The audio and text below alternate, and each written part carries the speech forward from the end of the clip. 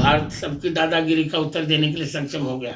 हाँ, यदि कोई महिला प्रधानमंत्री बनेगी हिंदुस्तान में साड़ी पहन के ही बनेगी। उनकी संकीर्णता है, उनके मन का छोटापन है, उनके मन की दुर्बलता है, बहुत दुर्भाग्यपूर्ण है। आज तो सरकार ने कह दिया कि हम एक्शन लेंगे। आज के आकाशवाणी में आया, सरकार भी एक्शन लेगी और अल्पसंख्यकों पर वहाँ अत्याचार नहीं चलेगा।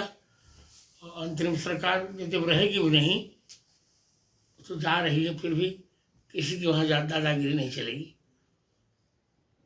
अब भारत सबकी दादागिरी का उत्तर देने के लिए सक्षम हो गया।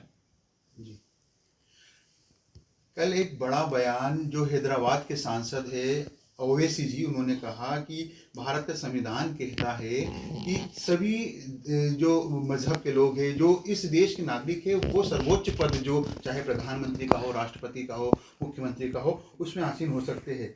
इंशाल्लाह एक दिन उनका सपना है कि एक दिन हिजाब पहनी हुई बेटी देश की प्रधानमंत्री बनेगी। उन्होंने ये वक्तव्य कल जो महाराष्ट्र में एक चुनावी रैली के दौरान दिया। किस तरह देखते हैं आप उनके इस वक्तव्य को? दुर्भाग्यपूर्ण है।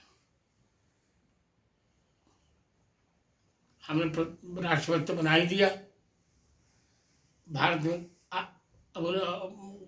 अब कलाम आजाद बने, अब्दुल कलाम भी बने और अब फखरुद्दीन अली भी अहमद भी बने थे राष्ट्रपति।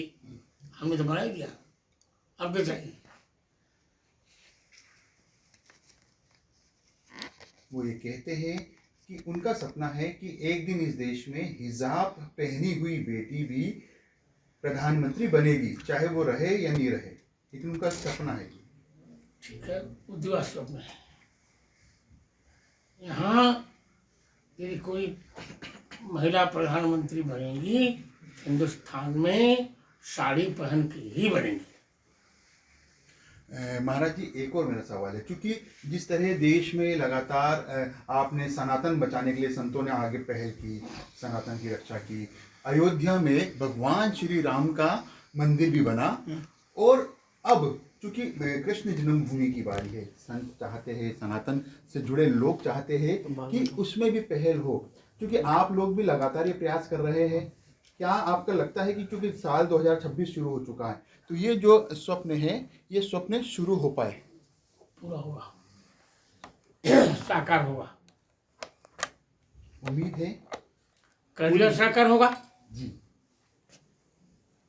इस देश में साधु संत की पहल से सनातन की भी रक्षा हो रही है, लेकिन जिस तरह कुछ जगह लगातार उपद्रव फैल रहा है, बात की जाए भी पिछले दिनों की ही, जिस प्रकार से अमेरिका के जो राष्ट्रपति है ट्रंप, उनके जो बयान आए, भारत एक बड़ी शक्ति बनकर उभर रही है, लेकिन उनके जो बयान आ रहे हैं कहीं ना कहीं इस चीज को लेकर भी कंट्रोवर्सी बनी हुई है। भाई, कंट्रोवर्सी नहीं बनी है, लोग हमारे भारत को देखकर जलन कर रहे हैं, ईर्ष्या कर, सहन नहीं कर पा रहे जी। एक लास्ट सवाल और है मेरा, अंतिम सवाल।